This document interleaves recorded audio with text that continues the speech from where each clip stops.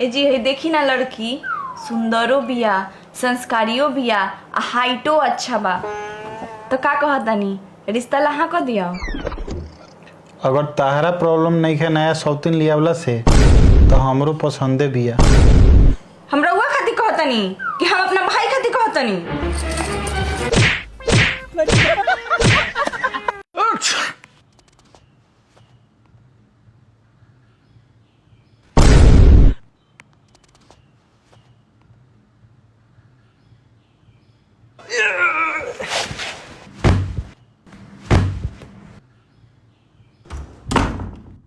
ए जी सुनी ना सुनी ना। रउआ खाली दिन भर फोन में लगा रहनी। का हो कितना पैसा चाहिए का देख ले बारू 5,000 एगो सूट देख ले बानी। आ रउआ मालूम कैसे चलल है कि हमरा पैसा चाहिए? तो तू हमरा से प्यार से कब बतियालू? जब औरत प्यार से बतियाए न तो समझ जाए के चाहिए कि दाल में कुछ काला बा।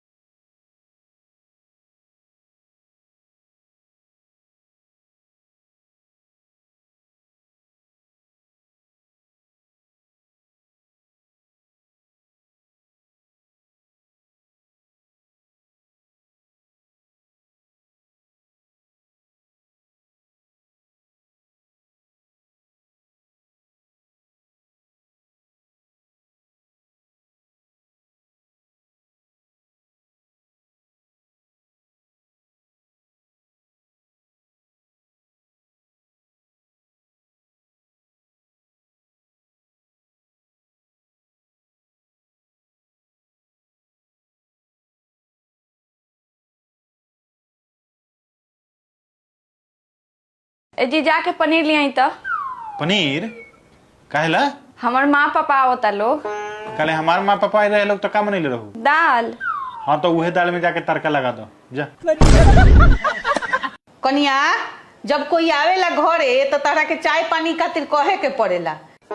आज के बाद इशारा करम तो समझ जइह कि हम का कहे के चाहतनी। एगो लोग शिकायत करेला। ठीक बा मम्मी जी। और भाई आवे में कोनो दिक्कत ना नु भइल? ना ना कोई दिक्कत ना भइल।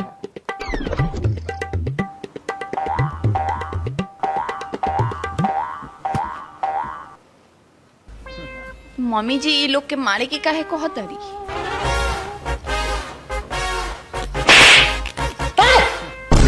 मार कह देलू हमनी के। मम्मी जी तो कहली मारे के। पागले बड़ू का? हम तारा के मारे के कहनी ह कि कहनी है कि 2 कप चाय ले आओ ये लोग खातिर हम ना पिए। नेता और पुलिस सबसे बड़ा चोर बना, यही देश के बर्बाद कैले बरन। उ सब तो ठीक बा लेकिन हमरा एगो डील पता चलल बा। का? 20 लाख रुपया घूस देला पर नु सरकारी नौकरी हो जाता क्लर्क के। एगो आदमी हमरा भेटाइल बा उहे करवावता। रउआ नजर में कोनो लइका होखे जौना के करवावे के होखे त हमरा के बताएं। ठीक बा?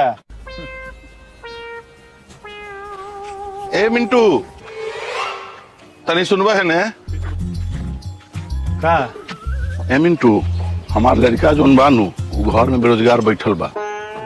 और जौन आदमिया से बात भइल रहे नौकरी लगावे खातिर ओकरा से बतिया ना, हम व्यवस्था करके दे पैसा तारा। अभी तो रउआ कहतनी हां कि देश के नेता पुलिस बेईमान बा। और रउआ मौका मिलल कि घूस दे के नौकरी हो जाए तो रउआ तैयार हो गई। ई देश नेता और पुलिस के ईमानदार हो गए से ना सुधरी। ई देश तब सुधरी जब हम और रउआ ईमानदार हो जाए। कसम खा ले बनी अब कि अब से झूठ ना बोलेम। अच्छा हाँ ठीक बा। तनी हमरा बारे में अपन राय बताओ ता। रउआ बहुत अच्छा बनी। हमरे कभी कभी मूड खराब हो जाला तो रउआ से लड़ लेवनी। हम भगशाली बनी कि रउआ हमरा मिलनी। का होता बैठ के? काम धाम ना होई? कुछ ना माँ। ए तनी माँ के बारे में अपन राय बता दो तो। ना हम ना बोले, मम्मी जी के खराब लग जाई। अरे बोलो ना, सच बात पर काहे खराब लगी? बोलो कनिया बोलो। हाँ तो ना माने तो सुनी, रउआ एक नंबर के करकासी औरत बानी।